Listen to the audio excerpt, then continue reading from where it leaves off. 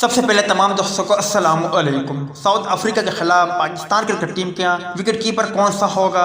سرفراز احمد یا محمد رضوان؟ مطلب کہ کیا ایسا ٹھیک نہیں کہ دونوں وکٹ کیپر کو موقع دیا جائے، کیونکہ پاکستان سپر لیگ میں دونوں وکٹ کیپر بلے بازوں کی کارکردگی کافی شاندار تھی۔ اس حوالے سے کمنٹ سیکشن میں اپنی اوپینین شیئر ضرور کریں، ساتھ ہی ساتھ ویڈیو کو لائک بھی کریں۔ مگر اب جو میں اپڈیٹ بتانے لگا ہوں، شاید اس کے بعد آپ بھی یہ کہہ اٹھیں گے کہ ساؤتھ افریقہ کے خلاف دونوں بلے بازوں کو میدان میں اترنا چاہیے۔ گزشتہ کل کوئٹہ کے اونا ندیم عمر نے بھی کہا کہ پاکستان سپر لیگ میں سرفراز احمد اور محمد رضوان دونوں کی پرفارمنس کافی شاندار تھی، اور مجھے امید ہے کہ دونوں بلے باز ساؤتھ افریقہ کے خلاف پلینگ 11 میں شامل ہوں گے۔